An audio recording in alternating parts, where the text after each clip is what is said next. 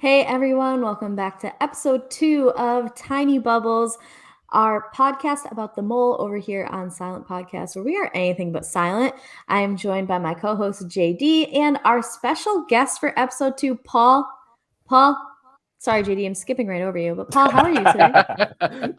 Well, I'm doing great. I don't know about JD, but Yeah. no, I'm doing great over here. I am in sunny Seattle, Washington. It's actually not raining for once, so things are good. You know, I've heard that it's not actually like rainy. It's just kind of like misty. It's True or like false? drizzly. Yeah. Okay. Like, would If an you think umbrella about be rain, necessary? Like, how often would an umbrella be necessary? well, so I don't use umbrellas because I have nothing to get wet up here. But when it comes to the rain, it's really more like a mist or a drizzle as opposed to like actual like downpours. So it's not so bad. I actually love the rain. Yeah, I can rock with that.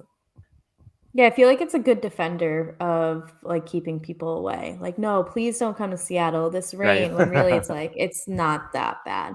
I was there for a few days in December, I don't know, like 5-ish years ago, and it never rained. It was just like you said, where it's like, oh, this is a minor inconvenience, but nothing that like my hood can't handle.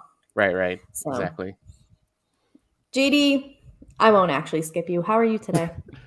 I'm doing great. I just rewatched the 3rd episode. I'm all ready to talk about it. It is a cool 45 degrees to give a weather update on Binghamton, New York. So I'm feeling good. Do I need to check the weather in Chicago? Like there's some sun, but it's 58 over here. So Nice. we're close to the 60s. This is my favorite type of weather. But we need to get into important things before we get into episode 3, because I am so excited to talk about this episode. I have some stuff I need to get off my chest. Do it. We will. We'll build some suspense. Paul, for the people that got to listen to us yesterday, JD and I talked about our history of the mole, how we got into it. What about you? When did you start watching? What's your history with this show? And tell me anything that you think is a little interesting tidbit about your mole fandom. Sure. So this came out in what, 2001? Is that what you said? Yep. So at that time I was just entering high school, and I was there day one. I was there watching the episodes. I was geeking out about it, and I had no one to geek out about it with. So it's kind of the same way I watched Survivor when it first came out. I wanted to watch it. No one else wanted anything to do with it until it became a phenomenon. Then everyone wanted to watch. Not to say I'm a trendsetter, but I would watch these. I would watch the show by myself in this tiny little TV in our attic, and I would have to internalize everything because I really had no one else to watch it with. So, but I remember watching the whole time, and I loved. Well, my favorite contestant has to be Kate from season 1. You stand Kate. And then watching the next couple seasons, I was just into anything and everything reality TV at that time. That was like the height of reality competition shows and strategy shows.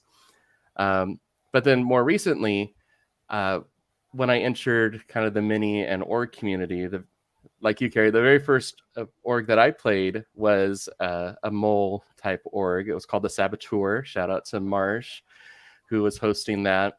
And I actually was the mole, or the saboteur in this case. And so it was really fun to play from that perspective, knowing that most likely if I played, I would have been first boot, because I always do horrible on those types of quizzes. But to be able to play from that type of perspective was really interesting. And so I've been super interested to see, I go back and rewatch them and kind of see. I rewatched all season 1 and 2 before we played that game, so I can kind of see how the mole operated in those series now that I knew who the mole was, and kind of used that to my advantage when I played. Unfortunately, Saboteur only had 1 season, so it may be making a comeback. Who knows?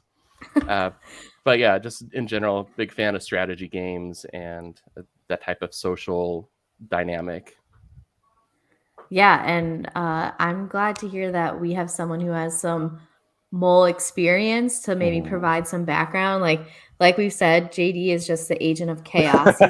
He's not a pilot. He could be a mole, but I could also see him pull some like Avery Greg type of shit in any sort of challenge as well, just to, you know, put a little spice in our lives. So we have our agent of chaos, we have our former mole, and we're ready to just dive right into episode 3.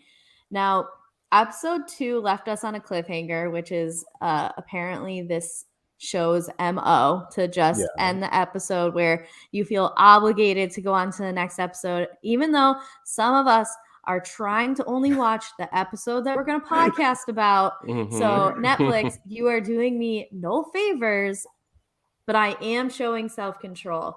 So episode 2 ended where both teams get the password and they both hit the button. We don't know who hit the button first, so we are left in suspense.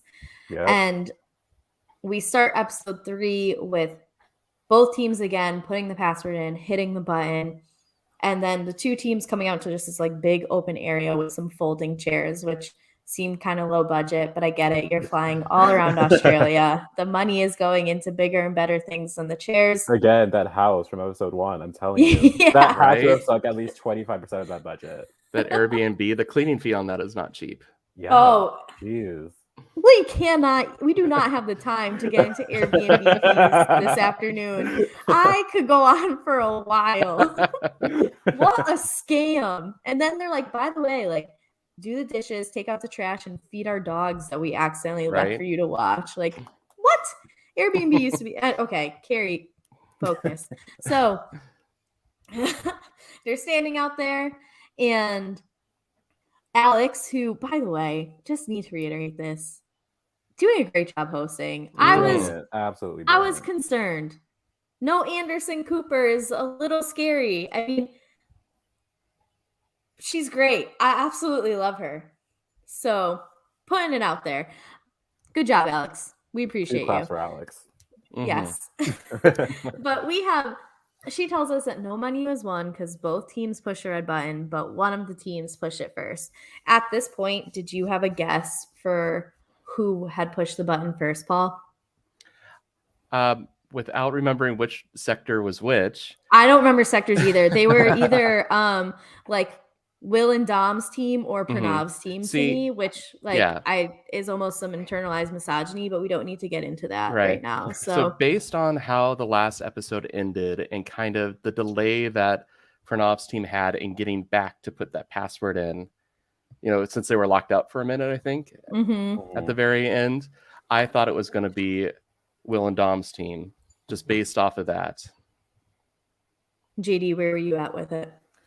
I honestly, I guess, didn't have enough time to tell. We talked about this last night, but I actually went and watched episode 3 yesterday instead of just today. So I couldn't even think about it before the answer was already being given to me. I thought it was going to be Pranav's team, and I also kind of was rooting for it to be Pranav's team because I felt like that would cause more chaos because they initiated the password searching when the other team was just kind of like, yeah, everybody love everybody. Let's make some money. So I was hoping that like the bad guys would win just because it would be a little bit more evil and chaotic going forward. Which my wish was their command. Pranav's team won. So from here, we find out that their team is safe. They just sit in the foldable chairs. And JD, I don't know if you noticed this from what we talked about yesterday. They go and take the quiz, and they go and take the quiz in a bunch of different places. Yeah, they like split it up. Like I remember, it was the first quiz that they took where they were all just in a circle taking it. So it's interesting to see that they didn't just like keep that sort of circle formation intact. I guess they figured with the questions they seem to be asking with the quiz too, it feels more important to have everyone in like super like discrete areas where they're not seeing each other in order to take the quiz. Also, was it Samara who was taking the quiz and she was like bent over, like hinged at a 90-degree angle? Like she was about to do it. Yeah, some of those positions looked uncomfortable. Yeah, like on top of like an oil barrel. This like laptop. I was like, again, the money went into these fancy hotels and the flights and everything. Like, I got it.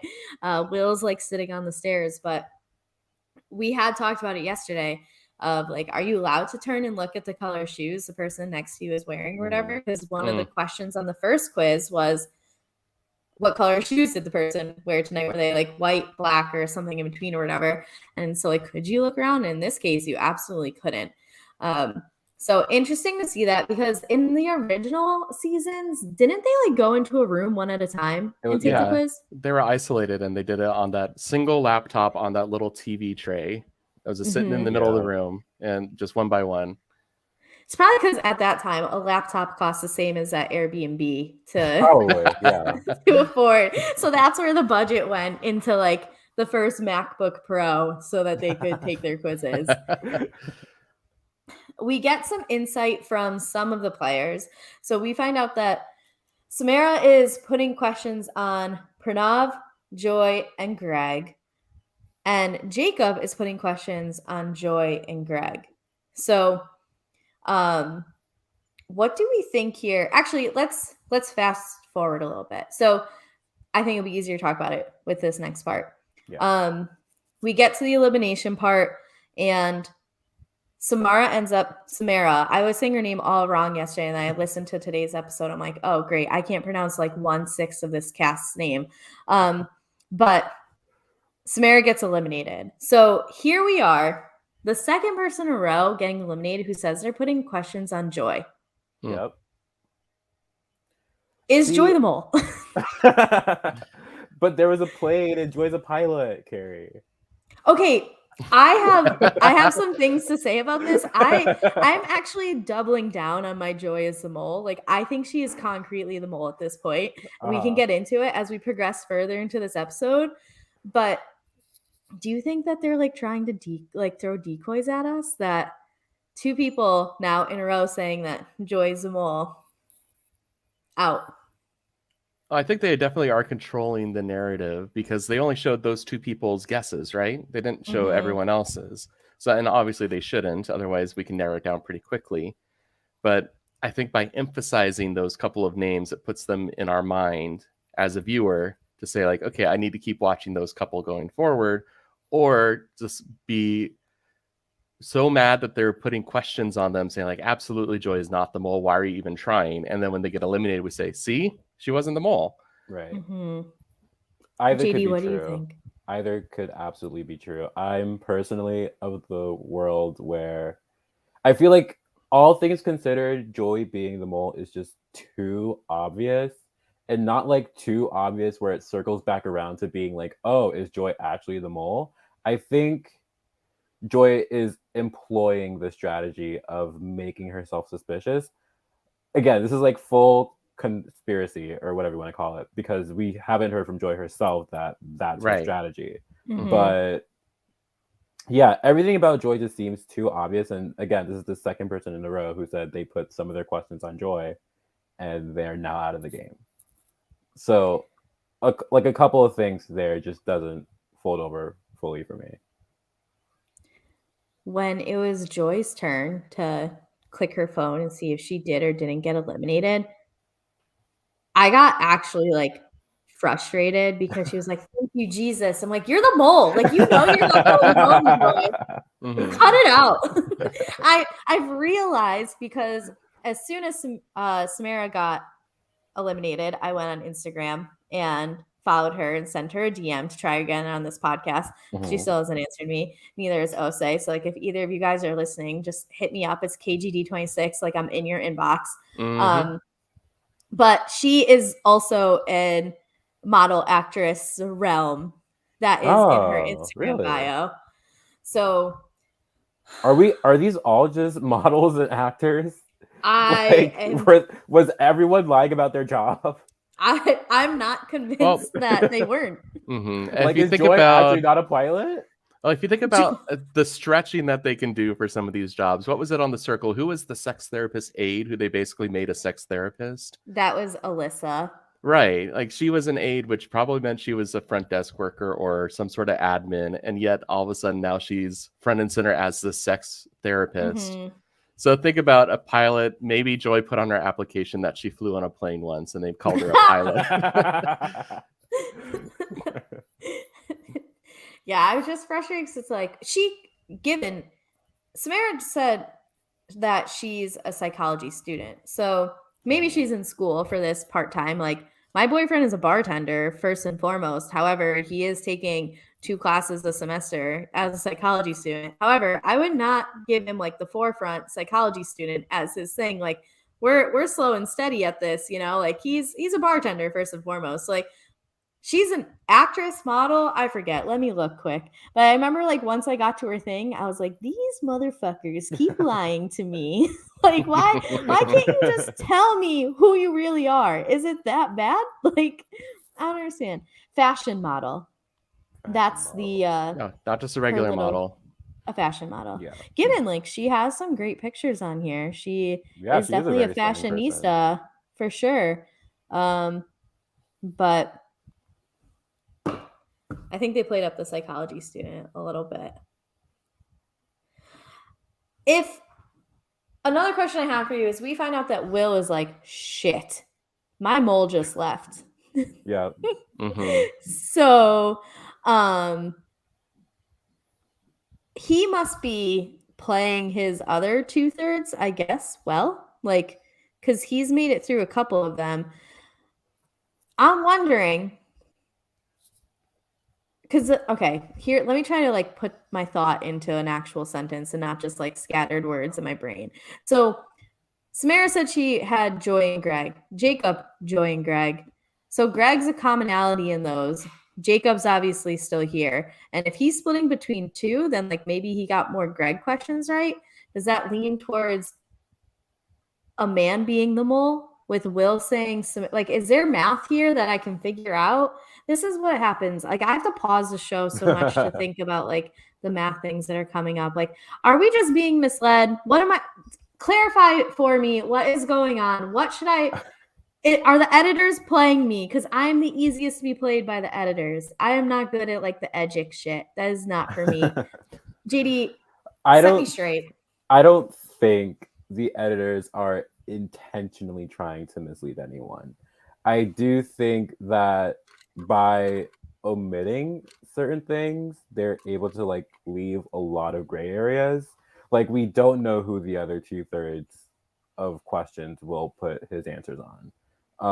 We see it at the start of, I think, episode 2, Jacob and Pranav sharing information and talking about how to proceed in the game. So for that, because I'm pretty sure they talk about being pretty sure that Joy isn't the mole. So that makes me think that Jacob didn't put as many questions on Joy as we might be sort of inclined to believe otherwise. So yeah, I think you're onto something when saying, with the suggestion that, with considering that the mole could be a man. And I would just like to say, Jacob is a man. I'm sticking by it. I think Jacob is our mole. I haven't been convinced otherwise yet. Paul, where are you fall in all this? Am I being tricked? Do I need to toughen up? No, I think this is why I said earlier I would absolutely be first boot, is because I don't know the right strategy for these quizzes. I don't know how to necessarily break it up between a couple different people. That's kind of where my logic stops, is saying you can't just do it all on one in the first episode because you have no idea. So this is where, in my mind, when they announce the results and we hear someone saying, I had the same mole in mind as that person, or that person was my mole and they just left, it could be they got the same score and someone was faster. Could be that everyone did horrible and the people who stayed got 1 question right and the person who left got 0 questions right. It could be any of those options. So, but the way to figure it out is to stay relative to the people around you until you have narrowed it down. So in that sense, yes, we could see some early markers based on your logic towards the mole being a man. But if you keep the whole thing in context, it really just shows, okay, relatively, or maybe probability wise, it could be a man. But you know, there's still a lot of show left to go. It's hard to, if we want to make a decision right now, that's how we would have to go for sure. would be the annoying contestant being like, can I get scrap paper and a pen? Like, I need to write down, like, okay, question 1 targets like this person. So, like, I have 1 vote going towards Joy in this. My second question towards Sandy. Okay, like, and spread my stuff like equally versus they have to keep track of all that in their head while also trying to answer things correctly. Like, that's a lot. I would need to ask for scrap paper. And they I'd have be to like, do it I'll quickly hand it in. too. Yeah, there's they're a under a time time on it pressure. as So well.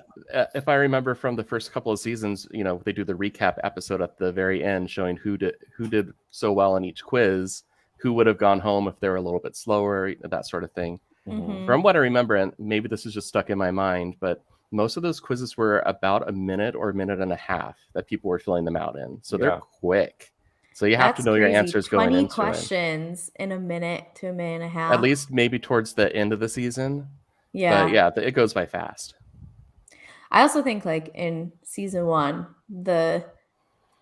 especially as we got towards the final, like they were pretty set on who the mole was. Yeah. Like that made it easier. But I don't want to say anything because I've almost ruined that for at least 2 people today. So even though it came out 21 years ago, I guess we reenact the spoiler rules when we have a reboot and people are just finding the show for the first time. So I'll respect it in this case, but if you're able to get through 5 episodes of this in a weekend, within the last 24 hours, then I expect you to be done with season 1, the original, by like Tuesday. So you have until our next set of episodes, and then I'm speaking freely about the mole. So there's your warning. All right. So after our elimination, I did think it was funny on the way out that Samara made a comment like, yeah, Will seems really upset that I'm gone. Yeah. She knew that Will was like, you're the fucking mole. Yeah. Like, there's no doubt about it. I also want to point out that even before that group goes and takes their quiz, as they're like walking back in, you can this is after they take the quiz, but before the results are revealed, Greg whispers to whoever is sitting next to him, like, you can tell that they all did bad. And I have so many question marks about that comment, because how do you know that? How would you know that they all did bad on the quiz? What gave you that information? Producers, because he's the mole. True. That could be true. I don't actually think that Greg is the mole. Maybe it's just like, maybe it wasn't so much a look of they didn't do well, but more just being scared, because you had a 1 in 5 shot of going home. And if the mole is one of those 5 people, you have a 1 in 4 shot of going home. Right. And I bet as you go along, the quizzes get harder, more specific questions. Because like now, the very first quiz, you kind of, you walk in and they're fairly generalized, and you start to understand, okay, I think this is what the quiz is going to be. Then you take quiz 2. Could be harder, could be a completely different direction. Maybe they over-prepared on the things that didn't get asked. The other thing is, and I'm hoping that, because we have to get a season 2 of this, is we start taking people who are not actors, models, which, like, unless you fall into the second category of people who've watched the first season, and you see these questions and you just like lie completely about yourself.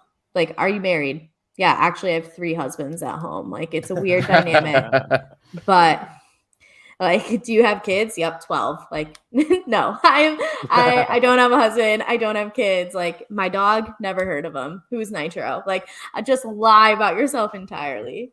Yeah, I don't know how I feel completely about the fact that all of these quiz questions seem to be like completely personal and not super based in the game. Because in the original series, like, all of the questions were pretty much based on what did the mole do within like this certain time period, and we don't get a lot of those questions. And that type of stuff. I do wonder if that's why, because again in this episode we see Casey saying something along the lines of like, I'm gonna be everybody's friend. I'm gonna listen, I'm gonna talk to them.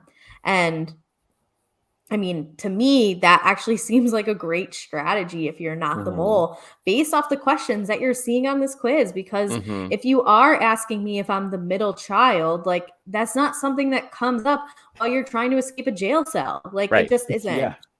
Exactly. So interesting, I think, that it was brought up again. And that's actually like where we're at next in the episode anyway. So we get to the Great Barrier Reef. These people are going to such cool places. Absolutely I wish- beautiful. I wish Mhm. Australia wasn't so far away. That's like legit a 2 weeks off from work type of thing. And that's a lot. Oh, absolutely. Mm-hmm. But we get to the Great Barrier Reef and we get some insight from Joy. Joy thinks it's Will because Will is adding money to the pot. A little bit of wonky logic there, but I mean, I see. I think I understand the point Joy is trying to make here. Tell me, because I don't get it. Will, in trying to make himself look like the hero of the group, she sees it as he's trying to take cover and have excuses for when accusations start flying this way. Mm-hmm. So if, say, in the future, Will does anything that other people might pick up on as suspicious, Will can easily point back to pretty much any of these tasks that we've had so far and been like, look at how much I've done for the group. Why would you think I'm the mole? Right. And also he's paired with Dom for the most part with their bromance. Exactly. And Dom has a very similar strategy of trying to be the good guy who's in the middle of every team, doing all the good work, bringing in the most amount of money. Well, I think it's just a little bit more deliberate about it. Especially you think back to episode 1 with the stolen case. You know, so he looked incredibly suspicious going into that. Everyone had their doubts about him. And then it turns out he was actually doubling the amount of that case and bringing it to the pot. I wonder if he took that, kind of internalized it and said, okay, anytime I'm suspicious, I can say I was doing something to better the team, kind of based off of that impression that he gave. Yeah. I can understand this, but to me, like, Will has gone way too hard in the paint to be the mole. You know, he has not had one slip up except maybe in this episode when he decided to swim into the Great Barrier Reef and start bleeding. Like, yeah. But he was going too hard in the paint there too. I don't know. It's just a weird logic. Like, the guy who has maybe been the most like productive member of the entire team, you're like, mole. I don't know. It just seems like you're pointing fingers at a weird person here. And if he ends up being the mole, like, I then want to have a sit down with Will and be like, tell me about your strategy, because I'm a little confused by you, buddy.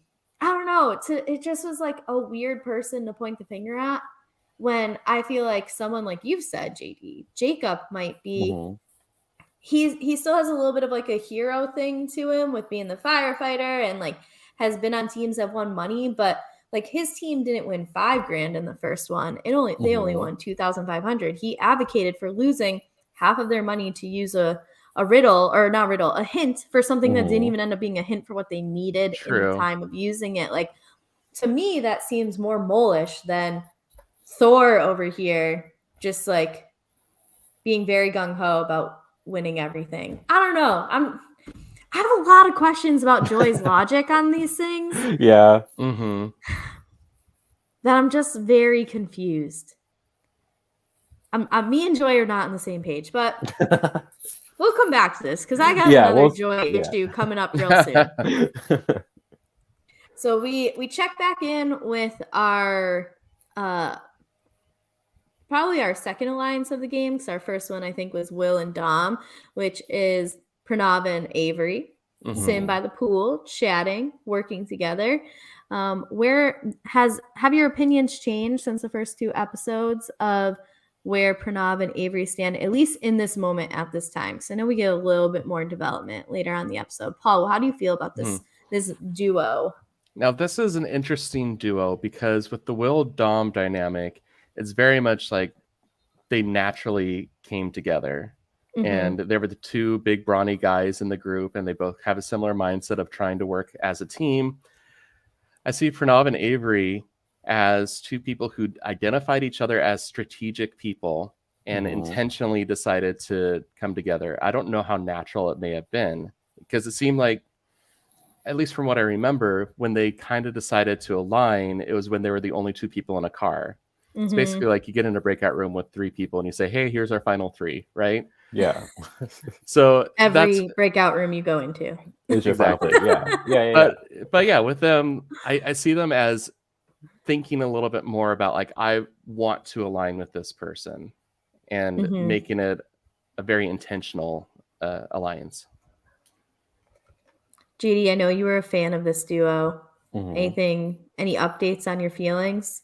I still am a pretty big fan of both Avery and Pranav.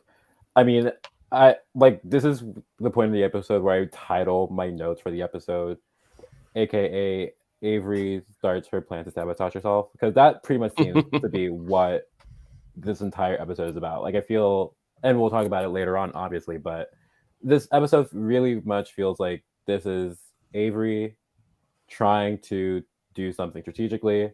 Whether or not it works, we'll see. I do like that they're still exchanging information.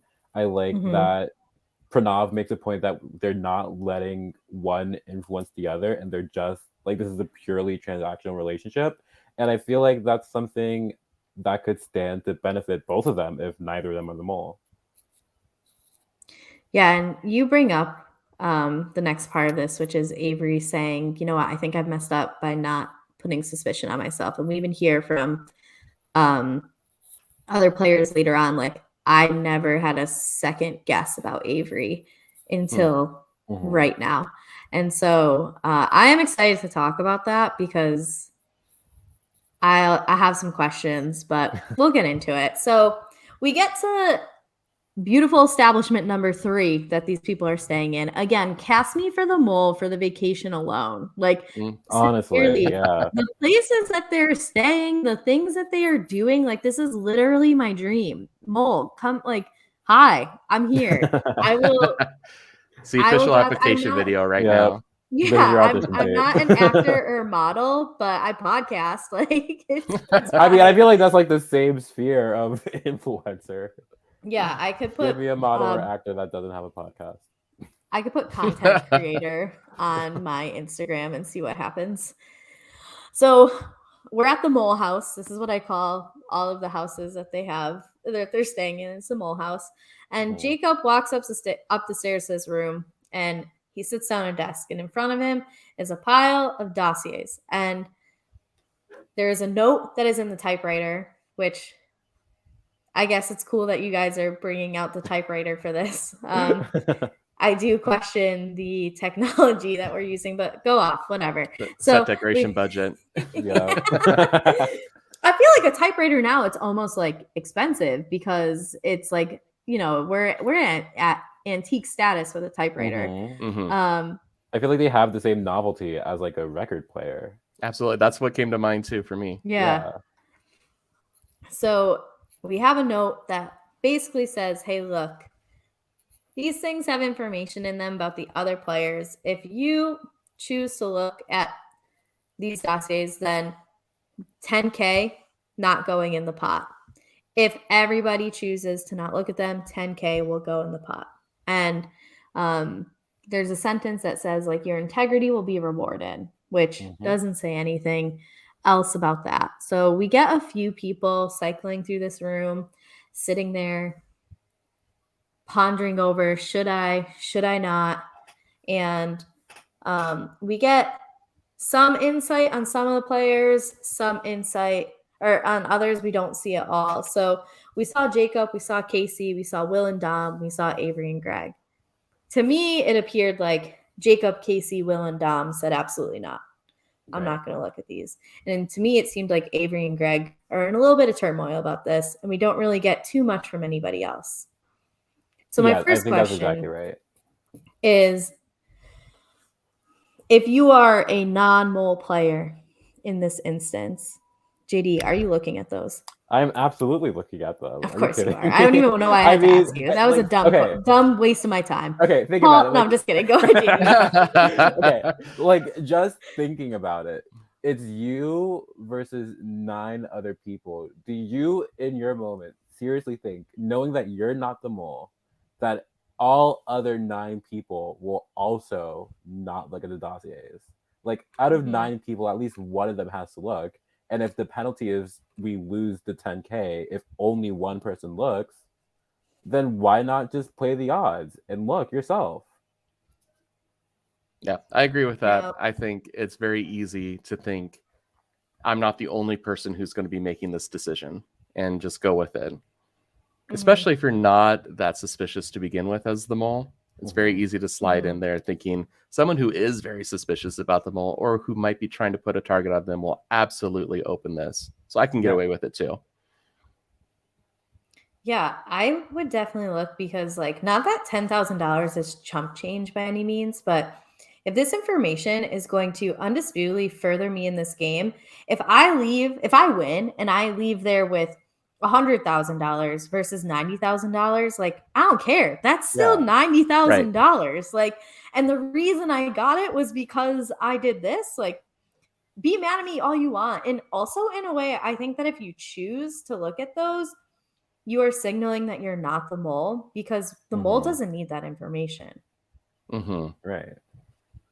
So that to me then is like, okay, you really have the opportunity to make a solid alliance with someone. Yeah, you just did something shady as fuck. However, don't you want to be friends with the person who just read every single person's like their diary with their information that they have? Like, if you can now be in exchange with information with that person, I feel like that makes you like a vital component of the, like, you have a solid ally. So I feel like you're in a position of power. Like, listen, I'm bringing you in. You are my number one. You and me to the end of this game. Let's figure out who the mole is. Let's do this. Yeah, I think that's exactly the way to go if you are going to go about opening the dossiers. Now, Paul, go ahead. Yeah, Paul. I was going to say, on the other side, if you are the mole, do you go forward with it or do you not? Okay, yeah. So this is where it's interesting because historically, when the mole is presented with this type of opportunity, they decline it because they look like the hero. Again, they don't need this information. And they're able to put money directly in the pot or to put suspicion on someone else who does go for it. So that's kind of where I get into the, Princess Bride territory of, okay, did they put the poison in my cup? Do I need to switch the cups? It's very circular logic of, do I open this or not? Because if I open it, I guarantee money is lost from the pot. If I don't open it, then I look like the hero. There's benefits to both from a mole perspective. But again, if we're also kind of going under the guise of, I'm probably not the only one opening this, you could not do it and money will still get lost from the pot. Yeah.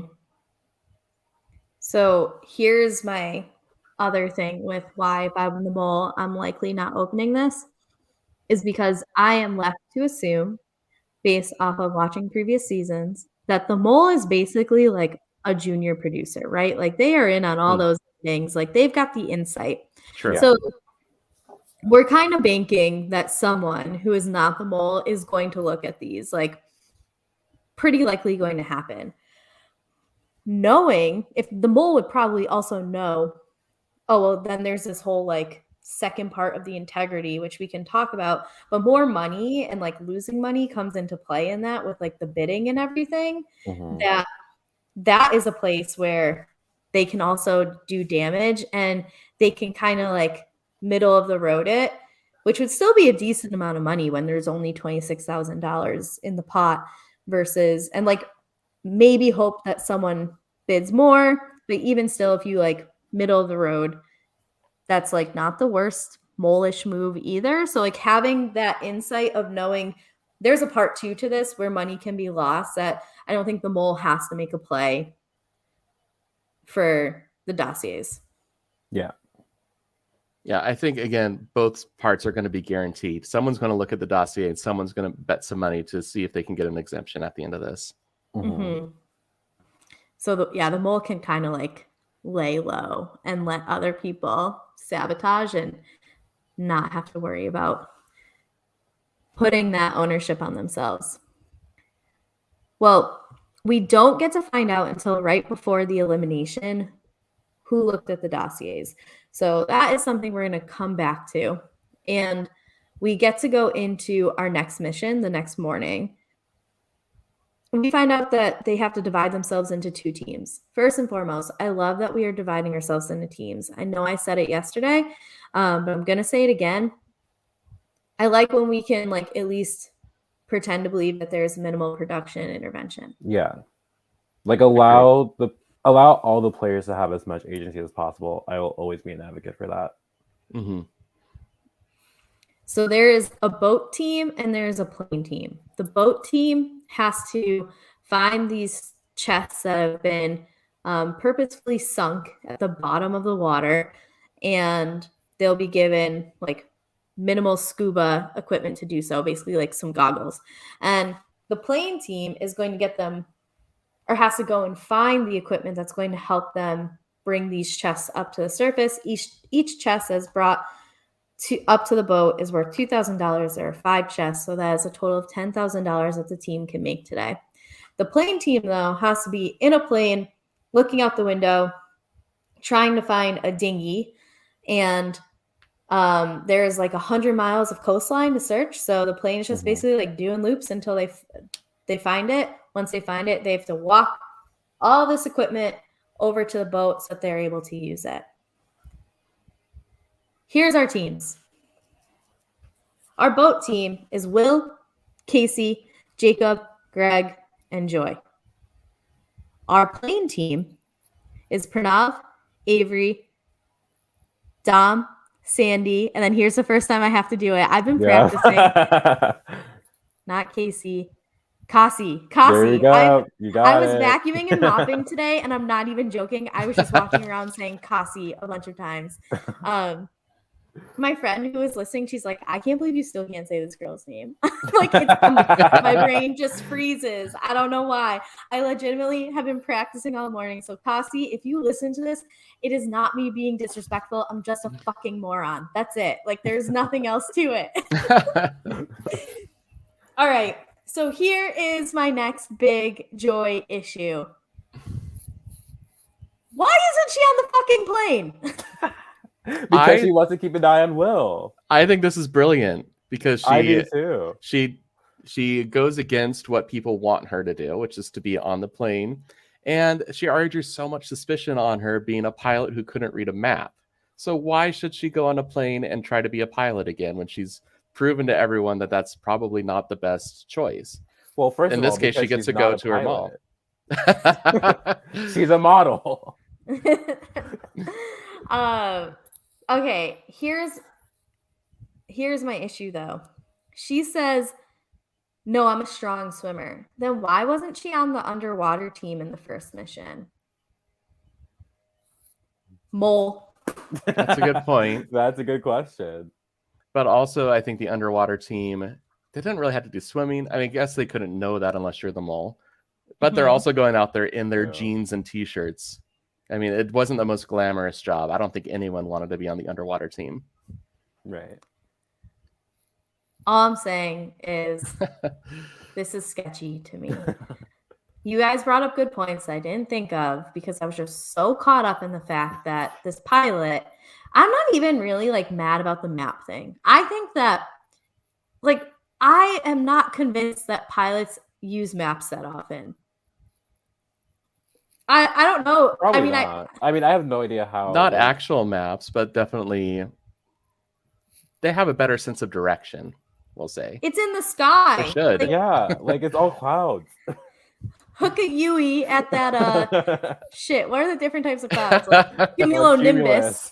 And, right. And then we're gonna nosedive like at the like no, I don't know. I think she put too much pressure on herself with the maps. I said that yesterday, but to me, what makes more sense is if you know that the plane team has to be looking out for things. I would expect a pilot to be able to look out for shit from a plane because that is literally their job. They have to be on the lookout for things so that their plane doesn't run into like, I don't know, a flock of geese or whatever else can get in, like can mess up a plane. I was perplexed beyond belief when Joy's like, no, I'm a good swimmer. And I'm like, then why didn't you swim in the first one? Like, why aren't you in the water one in the first one? Joy, you're the mole, and I would win this game. There was a plane on episode 1. You aren't getting on the plane now. Joy's the mole. I don't know how these other people keep getting sent home when they vote for Joy, because Joy is the mole. Joy is the mole. Joy is the mole. I'm mad at her. Anyway, anything you want to say about these teams? How they oriented themselves and how they picked them, besides my frustration I with do Joy? have one additional frustration, and that is Pranav and Avery are on the same team again. When they're trying to work True, together and they're sharing information and they're on the same team in a confined space, that's not really working so well. That's true. Yeah. I do wonder though, and we'll talk about it in a minute. I wonder if Avery wanted to be with Pranav more than Pranav wanted to be with Avery, because Avery makes a comment in a confessional that makes me think she's up to no good, and this alliance may not last as long as some of us are hoping that it will. So I want to see how you guys interpret it, because I took it like Avery's going rogue type of way, and not just like her pretending to be the mole poorly this mission, which I can't wait to talk about. So excited. So, all right. We check in with the plane team first. And the plane team is deciding, and I think this is smart, to like check. They want the plane to fly over like the sandy beach areas. They think it's less likely that they're going to hide this dinghy in the trees, which like to me made sense, right? So in the plane, you have Avery, or there's like 2 rows of seats. So the front row of seats is Avery, Pranav, and then who's sitting next to Pranav? Is it? It was Sandy. Sandy, right? Because in then the back, Dom, it's then Dom and Kasi. And Kasi is sitting behind Avery, Right? Which comes up as important. So Avery starts pretending to be sick. I don't feel well. She isn't looking out the window, and in her confessional, she's like, I'm basically trying to be the mole right now. I need some suspicion on me. Pranav gets a little annoyed, but nothing major yet. Okay, so the team flies by the dinghy. We know this because they show us the map, they show the plane. Avery, and not just Avery though, Kasi also miss it the first time. Okay, cool. So we check back in with the boat team. The boat team has this sector of water that they need to figure out where these chests are. And so Greg is Captain Greg today. Captain Greg is on the boat yelling things like it's the blindfold challenge on a season of Survivor, right? He is doing jack shit for these people. So they are kind of like sectioning off areas of water, swimming through, trying to find these chests. They started at the farthest out points and then started working in closer towards the boat. Anything you guys want to comment on like our first round of strategy from either the boat team or the plane team? I think on paper, both strategies make sense. Like, obviously, for the plane team, have people looking out of every single window. Pranav, I don't know whether these seatings were intentional or just whoever got on the plane in whatever order. But Pranav, we could look at where he's sitting at 2 different ways, because he's in between Avery and Sandy. So he doesn't necessarily have like a specific window that he needs to be looking out of. So he could just be randomly gazing at the windows and being like, oh, well, I didn't have a particular window to look at, so don't blame me if I don't see anything. Or it could be, I guess the group might trust Pranav enough to put him in that spot where he can keep an eye on every single window around him, so that he might catch, what others don't see, which ends up happening anyways. For the boat team strategy, I do like this sort of like methodological. Methodology. Yeah, I like the strategy behind methodical. Someone will tell us. Methodical. Yeah, I think that's what I was going for. There you go. I like how they sort of like defined what their search area was and then just took it section by section instead of just having 2, 3, however many swimmers just aimlessly wandering around and not, double or triple checking spaces that didn't need to be checked. So I think it was Casey who thinks of this plan, and I think this is a good idea, and I like that from Casey. See, I would say with the boat team, Greg initially, when they were all sitting around the pool, they were talking about scuba diving at that point. Mhm. And Greg's talking about how Mhm. he took this class, and I feel like he was lying the whole time because Casey said, "Oh, I took a class. It was 3 days," and he goes, "Oh, mine was 5," like trying to like cover his tracks. I feel like so for him to talk a big game about scuba diving the day before and then just be stationed on the boat, not swimming, very suspicious to me. I don't know if that was intentional on his part or not. With the plane team, I think it's super interesting what you were mentioning about Avery pretending to be sick, because we've actually seen that implemented before by the mole in previous seasons, where the difference being Avery was there, thought of that plan in the moment, said, "Oh, if I pretend to be sick, I don't have to look out the window." Previous moles, without giving out any spoilers, have decided to pretend to be sick or have said that they aren't feeling well in order to avoid being placed on a certain team.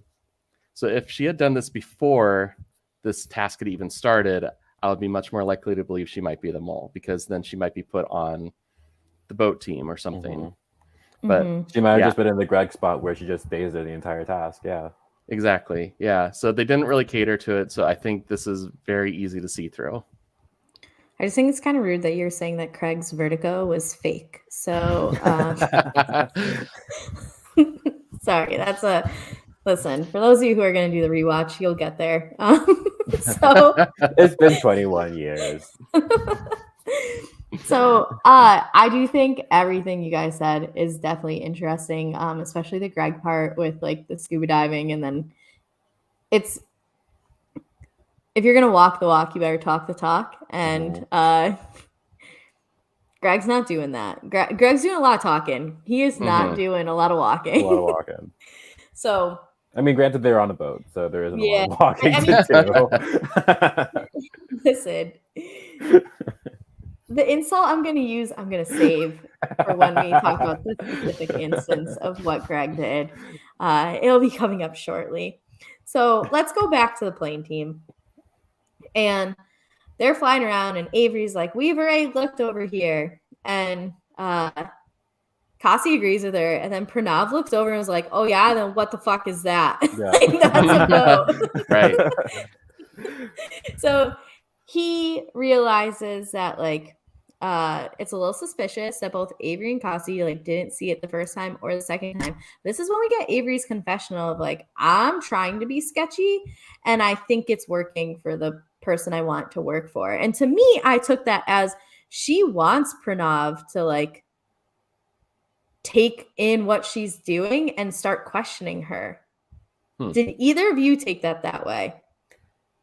I can't say that I did. I'm trying to remember what exactly Avery says. I think it's something along the lines of she hopes that it's working on the right person. Yeah. I don't think, I don't know, like I don't have a lot to go off of here, but if I just have to call it, I don't think Pranav is the person that Avery's trying to fool, because that would kind of just be shooting herself in the foot in a way. Like, unless she actually is the mole and it is her intention to sort of throw people off. But in the world where Avery isn't the mole, having an ally like Pranav and then just turning him in all sorts of directions, I don't think makes a ton of sense, and it kind of ruins the information that she could be getting from him in the future. Again, if this is an alliance that she wants to pursue. What do you think, Paul? I also think I hate to use these words, from a production standpoint, looking at like the editing and the edgic, if you will, of us getting to hear Avery's thoughts this whole time. She's saying to us that she's intentionally trying to miss these clues. She's saying to us that she wants someone in particular to see it. So I took it very surface level for that reason alone. Now, we could look back on this later and say, okay, this was pointed at this one person. Now we can see why she used that specific wording. But for right now, at least, because of the logic behind it seeming to be very in the moment, and the fact that she's being featured as saying this is her strategy going into it, I'm not really buying it. And I don't think she would try to necessarily put Pranav on a bad road. I don't really think so, at least not at this point, because it's way too early to start targeting people to get them out, right?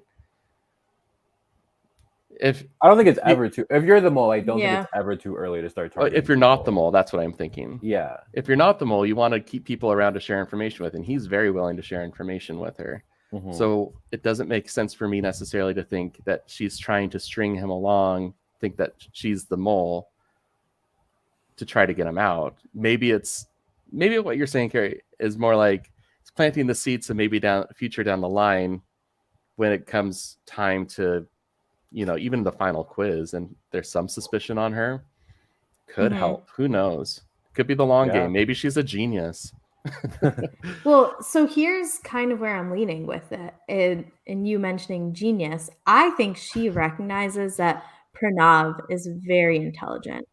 I don't think that that is easily missed by anybody, right? And I think she got a little bit spooked by their conversation at the pool, wherein he made the comment of like, yeah, let people think I'm the mole or something along those lines. Because then we see her being like, oh shit, I should have been doing this. Yeah, we kind of see the light bulb go off in her head. Yeah.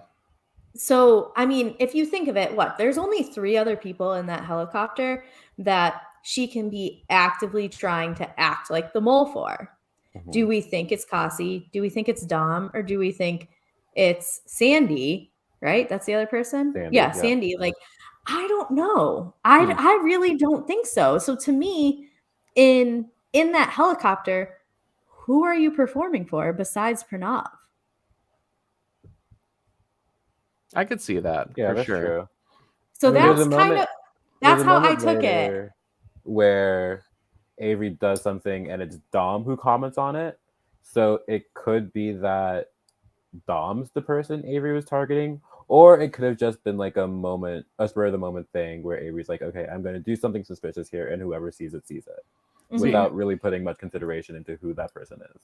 Yeah, now that you're saying that about Dom, it makes me think, because he's the type of person who plays a loyal, quote unquote, upfront type game, anything done in front of him will be spread as mole behavior. Yeah. And he's very vocal about it too. So it may be performing for him so that he starts spreading the word about her. I can see that, I'm going to give Avery more credit here because she games for a living, right? This is literally her profession. When she's not climbing trees without ropes, she is playing video games. And so, at least to me, and Dom, sorry if you listen to this. This is said out of not malice, but I don't think you need to trick Dom. You know what I mean? To me, Dom isn't the person, given no one else got to see him except for Casey in his mastermind decisions. Dom's logic in that stuff to me was just like, oh, you don't get this game. I don't think you understand what's going on. So unless she heard from Casey of listen to what the fuck Dom was saying during this, to me, you're not trying to fool Dom. You don't need to fool Dom. Dom is tunnel vision of let's get this cash. I'm going to get this bag. I don't know if you necessarily need to trick him. So again, it could just be a whole editing ruse of the right person, blah, blah, blah, and not want to give anything away. But I took it more than surface value. And I think that she realizes as vital, not want to say vital, but Pranav can be very important to her game. But at the same time, who do you want to play against in a final quiz? Do you want to be against Dom or do you want to be against Pranav? I'm just saying. Mm-hmm. So that's, again, I could be entirely wrong, but when I wrote it down, is she talking about Pranav right now? Is she trying to lay some groundwork to get him out? I would be very intrigued by this. But I don't know. Everything that has been said makes sense to me. So I don't know what's right or wrong. I can't in one way, I can't wait for the show to be over so that there's all these answers. Right. But I want to enjoy the journey. It's just having to wait for another few weeks to get there. It's I just want to know now. Mm-hmm.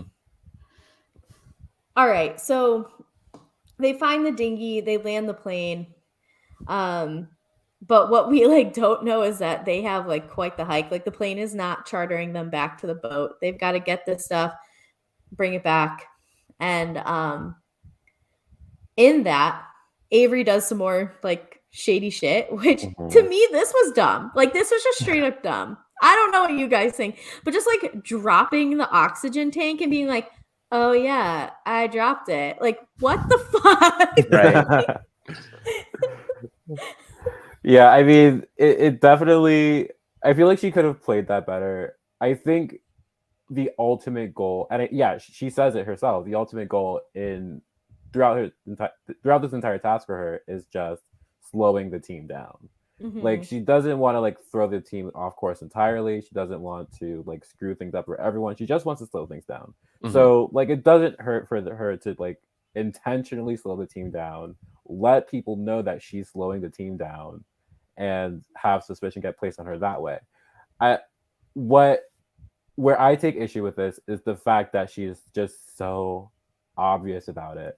Right. Like the outcome itself of just slowing the team down is great if you know how to do it without calling attention to yourself directly. Right. But you know, I feel like more and more people, like the more they start to like sit down and actually think about it, are gonna look back at what Avery did in this episode and been like, oh, Avery was just fucking around. Like she wasn't actually the mole. She was just trying to let people think that she was the mole. I agree. So I think the outcome still works, but the sort of intention behind it, I think, becomes too obvious for it to be effective anymore. I agree. In the same way with the jailbreak comp that we saw, where they only had an hour to do it, and we look at some of those. I didn't get to hear you guys talk about this yesterday, but seeing the clues and how you work out of that escape room type situation seemed very minimal, right? You only had to figure out one or two things in order to get out of those cells. So the tactic there, just like JD was saying, is to slow things down so that you run out of time and hope that people don't notice that that's what you're doing. So it's very easy for someone to look across at that jail cell and say, oh, I don't see anything on the floor in front of your jail cell. And then when it comes up, say, oh, it looked like a hair tie. You know, I didn't think it was that big of a deal. You can explain that away. She can't explain this away other than her just saying, I dropped the oxygen tank because I wanted to waste time. Like, there's really no other explanation for it. I almost would have respected it more if she just like Gronk spiked it and like middle finger at it and was like, right? Suck it, and just like walked away and like made a scene versus just like, oops, I accidentally dropped the only thing I'm carrying that weighs like 15 pounds. Like, my bad. Oh, I just forgot it back there on the beach. Like, how clumsy of me. Like, it was just the way it was done. I just did not respect in the slightest. To me, I would have like, if you wanted to do that, one, you either try to grab like multiple things and you accidentally drop one, or like, oh shit, where did it go? Like, you're only carrying the fire extinguisher. There's nothing else. Or like maybe the hose can detach, or like, isn't there a pin you pull out of a fire extinguisher first? Or like, there's got to be something that you can accidentally drop, especially in the sand, and be like, where is it? You like kick it, you know, it was just, she's too smart to do something that way. And that's what frustrates me, because you could have done this in a way where if you actually wanted to draw attention, like you said, JD, I think people just be like, what the fuck was that? Like, I'm not even sketched out by it. I'm just questioning your whole line of logic and thinking here. You know, like, I don't think that's mole-ish. I just think it was like jackassery. Like, it wasn't this like mole behavior to me, because then if you think about it in this way, she has already prevented $10,000 from going into the pot because she knows that she looked at those dossiers. True. Right. Yeah. So, like, isn't it enough to just pretend to be sick and not see the dinghy on the first flight around? And then, like, do you really need to drop that? I don't know. That was just like one step too far to me. I think dropping the fire extinguisher, oxygen tank, something. Oh, it's not even a fire extinguisher. What the hell am I saying? I'm so caught up in Jacob being a firefighter. Yeah, it's an oxygen tank, whatever. Yeah, that was just, I think this draw that broke the camel's back, so to speak. I think up until that point, there was a chance she gets away with the sort of outcome that she desired, which was more eyes on her, genuinely thinking that she's the mole. I think doing this in front of everyone just blows everything up. I think she overdoes it here. See, now this is me jumping ahead a little bit. So, not allowed. Just kidding. Go yeah. ahead. When we talk about the dossiers and like you mentioned, we know that she looked at them already. So we know that we've already lost those $10,000. There's still the chance that no one bets on her to get that exemption at the end. So is this her way of saying, I may not be marked as suspicious for looking at those dossiers because someone else could have, and it could hide my work. So I need to do something very obvious this round in order to double down on that. Mm-hmm. That's valid. I still think that the not seeing the dinghy on the beach while they were still in the, I think that would have been enough. Yeah, it's because what? They've already been in a helicopter as well, right? Mm-hmm. Did she get sick then? This plane, this Good little, point. Yeah. The little plane seemed to be a bit more like stable, because from what I understand, you kind of like sway a little bit with helicopters, right? That if she wasn't getting sick in the helicopter, then now I get motion sickness. Like, again, you climb trees for fun. I'm not convinced that you don't like heights. She said, I love heights. And you know what I mean? Like, it's just, I think I get what she wanted to do. It's just like a D- for execution. I'm not going to say she got an F, but like you would be at least eligible for retakes in my class with the grade that you got. That's all I'm saying. Yeah. So we get all of the not fire extinguishers, but oxygen tanks over to the boat. But while they were swimming, Jacob and Will went to look at something. Were they looking at rocks, the reef? I don't even know. Like, I have no idea. I was so that confused by either that. Guys had an answer to that. Nope. It almost seemed like Jacob was like, "Hey, Will, come over here," and like shanked him or something. He's like, "Oh, Will's bleeding." Like, Will's out. Like, they swam over to just a weird part that they didn't need to be at, and then all of a sudden, like, Will is not capable of participating anymore because he is bleeding from his arm and his foot. So I didn't know that the mole would go to such great lengths, but it's 2022. Anything is on the table at this possible, point. yeah. Right. Didn't realize there's a physical element to being the mole. A violent element to right. The mole is bringing knives to fights that no one else knows is existing. But okay. I mean, if Will's the mole and he did that to himself, I've got to commend the commitment. That what's funny is that Joy was like, "Oh, once he started bleeding, I knew he really wasn't the mole." So like, Joy had the exact opposite thought of you, where she's like, "No, Will's not the mole," and you're like, "This motherfucker just he swam headfirst into a rock so that he wouldn't get to participate anymore." No, you can tell that he cares, because when Greg was like, like, why don't you do it? Like, well, why don't you? Like, you're reckless. Like, those two bickering back and forth. Like, that was really funny. It was so funny. But we have the boat team get their supplies, and at this point, it is Casey, Jacob, and Joy (?) doing the work. Like, Joy was out there, but she was kind of like floating. Joy was there. Floaty. Joy was there. We can say she showed up.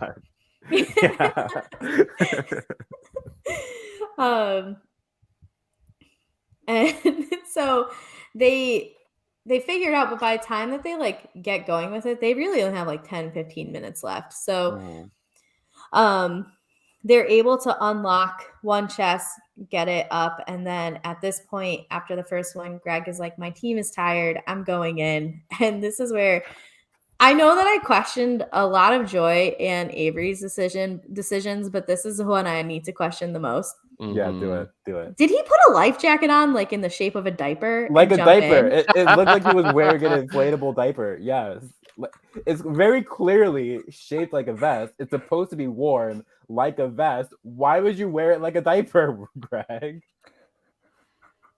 You took a scuba class. What lesson? What day of scuba class was this?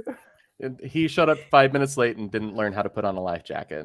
Yeah, clearly. Because when you're swimming, now I will admit that I have not swam in a long time, but I do know how to swim. So I'm gonna recall some memories here. I've also worn a life jacket once or twice. The life jacket is what's going to like keep that part of your body afloat. We wear the life jacket because above the life jacket is the head, and you breathe out of your head, specifically your mouth and nose, right? So you want to keep that above water. So to me, putting the life jacket, the floating part, which is also going to restrict your movement the most on your legs, the part that propels you forward when swimming. Where the fuck did they find this guy? What is going on here? I feel like we need something from Greg, whether it be on the podcast or other form of social media. Like, we need an explanation for why he thought to do that. I just was like, what am I watching? What is this? He just talks so much shit. Like, Jacob was yelling at him. Will was yelling at him. I think Pranav was like, yelling. I'm gonna rip him a new one after this. Yeah, he was yelling he was yelling at the other team. Don't talk to my team. They're using up too much energy listening to you. Yeah. Like, what does that even mean? They're wasting their breath talking to you. I hope he's there for the long haul as much as I don't like him as a character. Yeah. It just almost everything he says or does just leads me to make this like the face that a dog does when they hear a weird noise for the first time. Just the what? What? Head turned to the side. Yeah. So surprisingly to no one, Greg contributes nothing when he jumps in the water. They only end up with that one chest. But before time runs out, Casey says to Greg, like, hey, hold this because we're going to need this not fire extinguisher, but oxygen tank to like release the chest. He's like, yeah, sure. I got it. No problem. And then no more than like 20 seconds later, pulls an Avery and drops it. I think it was in that exact moment where Casey says, don't drop it, that Greg ends up dropping it. Because I think they were like exchanging equipment. So as Casey was handing Greg the oxygen tank, it just like slips out of his hands, and next thing you know, it's at the bottom of the ocean floor. Was Greg purposely trying to be the mole, or is Greg just incompetent? Or is Greg the mole? I'll throw that third option in there, despite how much I don't believe it's true, but I'll throw it in there. Where do we fall on Greg right now? Yeah, I'm also of the mind that Greg isn't the mole. I do think both can be true at the same time, where Greg is just incompetent and doesn't know, like, or just doesn't understand how to follow directions. And maybe he's just trying to make himself look like the mole. I feel like it's an underreported strategy to have. I mean, we see Avery do it. We see her admitting to it, but I feel like she isn't the only one doing it. See, and that's where I land on Greg, is that Greg's being very aggressive about how mole-like he's trying to be. Like, he's very in your face about it. I mean, we find out that he looked at the dossiers later. We find that he, in the very first task, in the water task, he's the first one to suggest opening up that clue to half the money. There's very deliberate things that he's doing the entire time, which 99% of me wants to believe he's not the mole, but there's that 1% of me that's saying it's so obvious he's doing it right in front of your face, and he's probably cackling about it behind closed doors. Like, I went up there and I dropped everything in front of you, and you still don't think I'm the mole? Yeah, I can see that. That's me covering my bases down the line when it when it gets revealed that he's the mole. So I could say I 1% of me believe that. Anybody who jumps in the water using a life jacket the way they did, like, if I was a producer and like a casting director and was like, this is our mole. This is Greg. Meet our mole. And then I saw him jump in the water off the boat that way. I'd be like, boss, fire me. Like, I'm sorry for everything that I've done. This is my bad. I don't need to finish out the season, but I'm going to travel around Australia for a little bit. I completely understand why you're upset with me. I'm so sorry. I think Greg is casting gold. I love him on the show. Oh, I don't even love to hate him. Like, I'm annoyed that I hate him. I told JD, I'm like, I want to come around on this guy. I really do, but he's not making it easy for me. Mm-hmm. So we end this mission with only $2,000. We head back to Mole House, and our girl Alex shows up, and she's like, listen, for this week, we're going to have our one-on-one meetings. We're going to talk about what you've been doing at work and what, just kidding. We're talking about, did you or did you not look at the dossiers? And then if not, here's what's next. So the first person she pulls up is Casey. And well, Casey actually like offers to go first, but Casey sits down and this is where we get the full explanation. Alex says, there's no money in the pot. At least one person looked at the dossiers. Did you choose to look at them? And then with some of the other people, I thought it was interesting when she was like, don't lie to me. We have it on tape. Like, who's lying to Alex? That's what I want to know. Why would you lie to Alex? Yeah. Where is that going to get you? Yeah, I wish Alex was like, lie to me and I'll cut you. Don't even try. Intimidate these people, Alex. No one would even think to lie to Anderson Cooper. Oh my goodness. No, I could see their wheels spinning. Like, is this going to show up on the show? Can I lie and get away with it? Like, yeah. I thought that was super interesting. I loved the format of bringing them in one by one to have that conversation. Mm-hmm.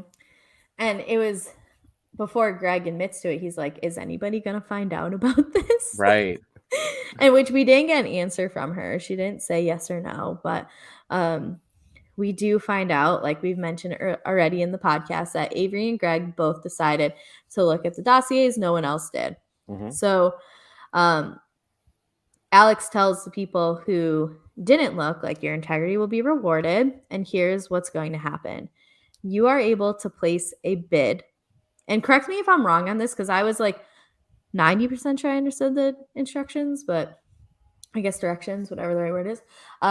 You're going to place a bid on who you think looked at it, but the money you're using to bid is coming from the team pot. Mm-hmm. And the person who makes the highest bid, now here's where I wasn't sure. Does the person who makes the person who makes the highest bid, do they also have to be correct? They also have to be correct, yes. Right. Okay. But it's only that one person. Yeah. That if they're right, they are going to get an exemption, but that much money will be taken from the pot. Right. Mm-hmm. And if they're wrong, nothing happens, basically. Right. So you can choose to kind of like throw your thing of saying like, okay, there's no way Will looked at it. There's no way Dom looked at it. Like, mm-hmm. There are like goody two shoes who are for the team or whatever. So you could always place a safe bet and put them as like your person and not have to worry about it. However, if you're right, you get an exception. So in something like this, would you go for the exemption? Would you bid high, bid low? Like, what would your bid be with, okay, here, let me phrase this. I've got my question now. Mm-hmm. Paul, what would your bid be if you were going for the exemption? If I was going for the exemption, $26,500. Okay. How much money are you placing on this? So if I was going to go conservative, I was thinking around $1,000, $1,500, like mm-hmm. thinking that most people are not going to try to get money out of the bank beyond that. So mm-hmm. if I really wanted to go for the exemption, I would double that, probably around $3,000 or $4,000 at the most. So not 25,000. Okay. Definitely not 25. My jaw dropped when I heard that number. Oh, like I was not expecting anyone, not even the mole, to go that high. Yeah, it's like 90% of their money right there. Mm-hmm. Well, before we get downstairs for the explanation, and I guess JD, like, where would you fall in this if you were actively going for it? If our I was agent of actively, chaos. I think my maximum would be 15,000. I'm willing to 15,000? sacrifice. I'm willing to sacrifice a little more than half the pot for an exemption, especially because it's still so early in the game. True. That's a good point. Like, there's still Okay. a lot of money to be won. Yeah, I don't know how much I would bid. I would probably say, I mean, it would also depend on how confident I was in my guess. Yeah, that's a big portion of it. Yeah, I think it's like how confident I am in my guess and like where is my confidence in who I think the mole is. If I think that I'm like, I still don't know who the fuck is trying to sabotage us because everybody is actively sabotaging at every single point, I would probably maybe bid a little bit more for safety for the same reason I said earlier, and the fact of like, you can't win the money if you're not at the end. So Exactly. Yeah. whether I'm winning 20 grand, 50 grand, 100 grand, whatever, like it's still extra money for me that if I don't win, I don't get it. So like, let's go for broke. Yeah. I don't think I would bid like 25,000 by any means, but I think that like 15 isn't bad. To hear the number 25,000 get announced was just like crazy. But yeah. I mean, you have to think about too, the cost of opening the dossiers was already $10,000. Right. So I Yeah. feel like a reasonable bid would be around the $10,000-$15,000 range. True.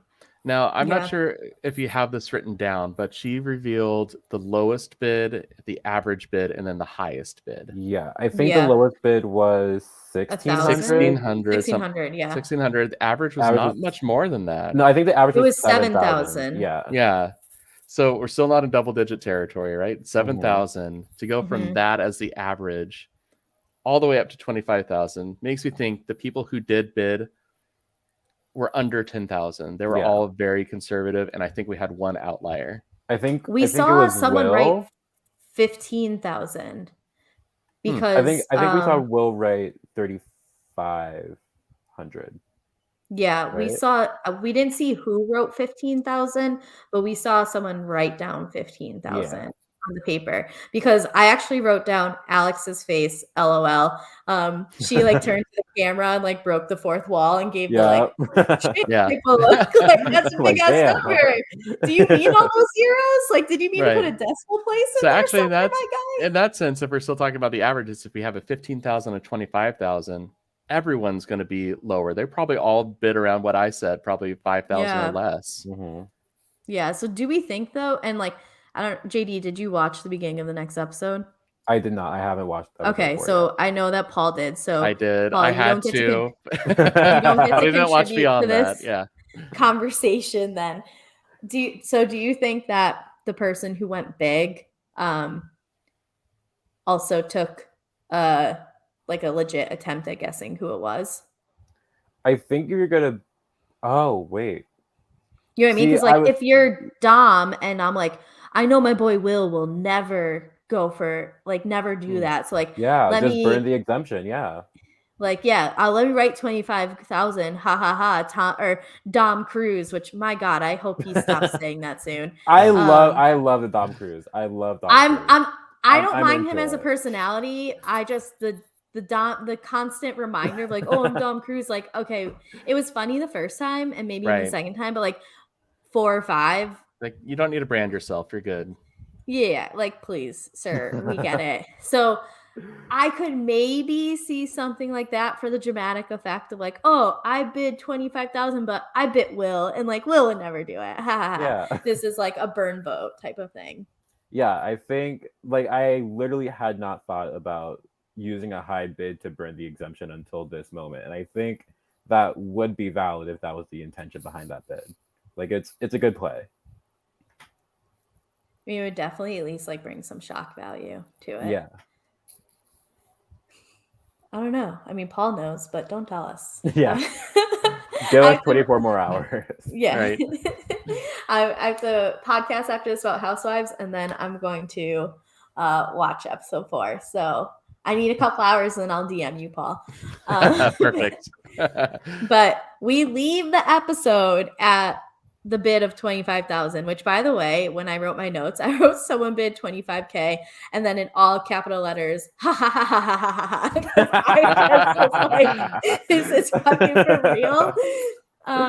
And I wrote, what a fucking cliffhanger. So that's where we're at. That's where we're leaving episode 3. And so to round this out, Paul, who's the mole? I have an unpopular guess. If you say Will, I'm kidding. I have two candidates, both with very similar names, Kasi and Casey. I mean, if you listened yesterday, you would know that there's only one person that could be the mole out of those two, because I can't say Kasi's name without having to think about it. See, the more we talked about Casey in this episode, where I feel like she set people up to do mole type behavior. So she gave Greg the oxygen tank to drop. She set people up in the different teams in the escape room challenge. She talked to Greg about scuba diving beforehand to try to call his bluff. If you take that perspective, she's playing a great social game in the middle to learn how to get other people to sabotage. So that's my one guess that I have. But with Kasi, she was my guess from the beginning, partly because I think too hard about these edgic type things, and she was the very first person to be interviewed. Why not just make her the mole, right? But also just knowing historically how the mole has operated, because I did my research when I was the mole. I wanted to figure out what the best path forward was. The people who are the mole contribute to the pot early, stay in the middle, and then do blatant sabotage towards the end. So Kasi was on the right team and contributed to the air team in the very first episode. Yeah. Yep. And then from then on, we haven't really heard much from her. She's kind of been silent, except for in this episode with the plane trip on the plane team when she was next to Avery and kind of confirming that, she couldn't see the dinghy either, when we know that it was right outside their window. In the jailbreak escape room challenge, we saw her lying to the person across the cell from her, saying that she didn't see anything outside of it. No, it was Joy. Was it the other way around? It was Joy who didn't see Kasi's key. Okay. Yeah. I got smart with these notes, and I kept all of them in one document. I usually do like a different Google Doc for every podcast I do, but I'm like, no, I'm going to need to go back and see things that I wrote down. And in this moment, I'm so proud of me because I was able to scroll up and look at this. So, Paul. Thank you.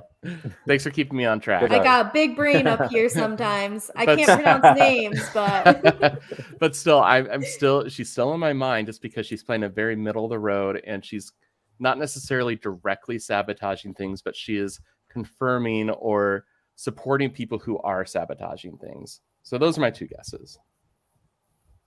Those are legit guesses. Yeah. I mean, like, I support those. JD, where are you at? Yeah. Where's your mole brain at? I'm still on Jacob. I think kind of similar to Paul's argument for Kasi. Like, he's doing enough to keep any blatant suspicion off of him, but he also isn't like a Will or a Dom who is super aggressive in earning money for the pot.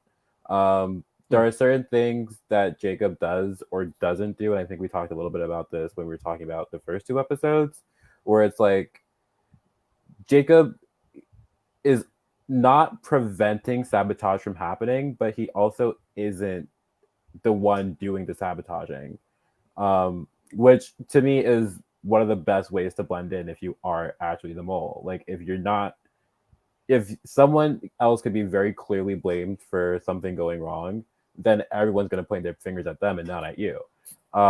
Kasi, for again the reasons that Paul discussed, is second on my list. I was nodding my head to everything that Paul was saying when talking about her, and I'm actually putting Pranav up there.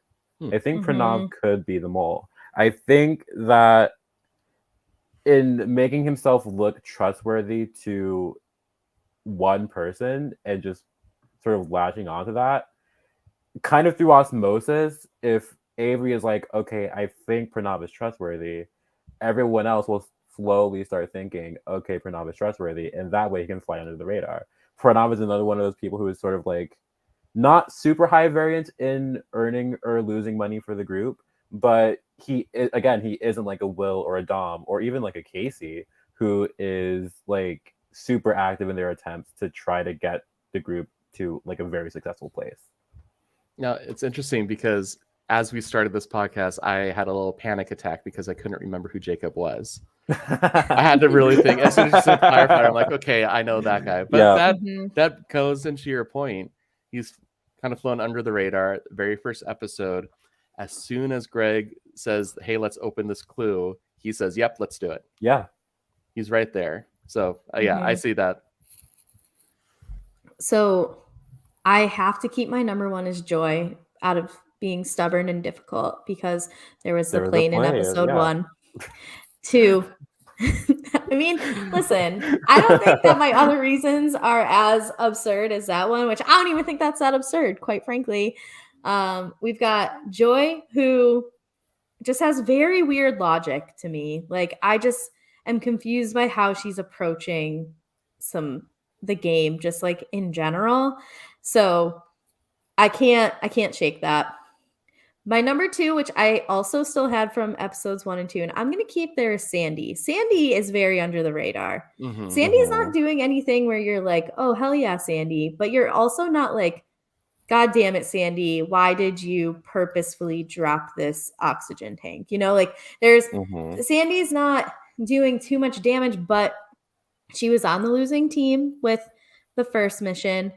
Sandy was in the plane for finding the dinghy, which, again, like, we know that the mole gets information from production. So they could easily say, like, sit on this side because that side will never fly by the dinghy. Like, you are not going to be responsible for it. It's other people's issue. So in the same realm of like your Cassie and your Casey, especially your Cassie things, like, I see that with Sandy. Not that I disagree with the Cassie stuff, but I mean, if I already made these guesses, episode 1. But my third is the same as JD's, which is Pranav, because like, sitting in the middle, what are you doing? Pranav is the first one to bolt for the password stuff in the night mission. The night before, he misspelled berserk. Also, our first mole, spoiler, was a lawyer. So like, he's a lawyer / model in training that I don't know. I'm just saying that I wouldn't be surprised if he was, and like going with the reasons you said. So those are my top 3, but I really hope it's not Joy. I don't want it to be Joy, but I cannot shake that I think that it is Joy. See, I think there's interesting ways to play them all. You could either be super upfront and in people's face about it, or be completely under the radar and set people up to fail. Yeah, it's just such an interesting dynamic. I also think when you said Sandy, very first episode, she was very talkative during that task. Very talkative. Like, they're all walking around the jungle, they're not sure where they're going, and she is saying, okay, let's try this way, let's go this way, why don't we keep going? Just like, she was a little too involved in them failing. And I forgot about that until you mentioned her name. I also forgot about that, yeah. Oh, I didn't mean to click that yet. I was creating it. But yeah, I don't know. Something's just off with like how under the radar she is for me.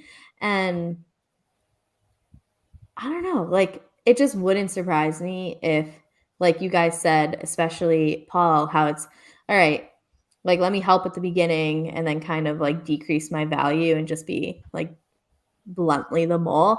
I think she has room for that trajectory right now. So I won't be surprised, but it's fine though. It's Joy, so I'm not worried about it. All right. Well, we are at the end of our episode. I'm very excited to watch episode 4. I'm excited to talk about it. But before we do our closing, we like to wrap it up with asking you what you're doing on the internet these days. So, Paul, as our guest, go for it. What are you doing on the internet these days? So, yeah, I'm luckily not involved in any games or anything right now. So I have some free time finally. But if you want to follow the games that I host a pirate theme org called High Seas, which may or may not be coming back. I haven't quite decided yet, but I have an all-encompassing, I call it a production company, but it's Palindrome Productions. That's where all my games come from. So that's where my apps come from if you're interested in applying. Other than that, I tweet random memes and try to talk about reality TV every now and then. And where do they follow you? Oh, that would be at BB_Paldo. I'm so bad at this. It's okay. We do get a decent amount of podcast listens. We also have the YouTube, so the people who watch it see, but all the mediums covered. Yep. JD, when you're not being a pilot, because that's always, then what are you doing? So you can find me on Twitter at deadcrush. That is DEADCRSH. There is no U, no vowel. That's the word. There's no vowel in the word crush. There's also no value to it, but there's no vowel either. I mean, that's something you can determine that for yourselves. I talk a lot of hot air. So if that's your vibe, come check me out. If not, totally understandable. If you hate bullshit, avoid me. Like essentially.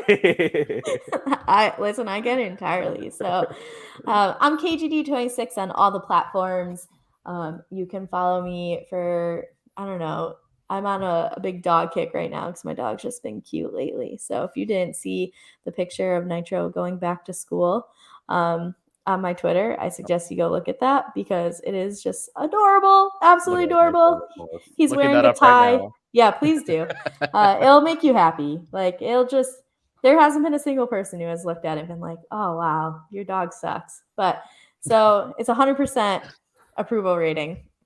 Otherwise, podcasting right after this, Katie and I are coming back after our small hiatus from Real Housewives. We'll be talking about Beverly Hills. There's some drama going on there. We had Salt Lake City start, so we're going to talk about those. Also, the challenge comes back for better or for worse this Wednesday, so I will be podcasting about that. Even if no one wants to talk about it with me, it'll just me monologue about, like Johnny Bananas and Friends. So tune in. It'll be a great time. But otherwise, make sure that you are following or subscribing or whatever you're supposed to do on the internet with content that you enjoy. So if you like to watch us on YouTube, which I think that we're better consumed via video because you get to see the facial expressions. You could have seen Paul's dog walking behind him.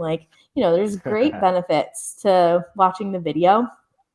You can do that on Twitch or YouTube at Silent Podcast. So search us, follow, subscribe, whatever it is the verbs are on those. And then we're on Twitter at silent_podcast. We announce a bunch of things coming up there. You can see what gets posted. And if you listen to us in podcast form, so whether it's Apple, Spotify, any of those other ones, rate, subscribe, whatever, 5 stars. JD learned a valuable lesson last night, very valuable, which is if you aren't going to rate this 5 stars, which again, I think we brought you another 5-star episode, then don't rate us at all. 5 stars or keep it moving. Not 5 stars or 4. No, not 4 stars. Don't lower our rating. You guys know, maybe some of you know math, that just one low score really tanks you. We don't need that. Not in this house. So 5 stars or just come back for another episode and rate us 5 stars then. Leave us a nice comment or make fun of us, whatever. But only if you're giving us 5 stars. Otherwise, we're not interested. But we appreciate you listening. We will be back tomorrow with episode 4. And we have a friend of the podcast, Matthew Brackett, coming. I don't know if I said his last name right. Brackett. I've met his mom. But whatever. He is also a former mole in some online games, both the redacted sequester version in addition to the one that Nate and I created years ago. So we have some mole experience. He's a big reality TV fan as well. Excited to have him. And then on Monday, we are going to have Alex from The Circle joining us to talk about episode 5. So we've got guests lined up for this week. We've got guests lined up for next week. You're going to see some Naomi. You're going to see some Katie. We've got some podcasters coming in. So we've got guests lined up. We are so excited to keep talking about this. The season is amazing. But In conclusion, thank you for listening. We will catch you tomorrow night for the coverage of episode 4. Until then, enjoy, and we'll see you later. Bye. See ya.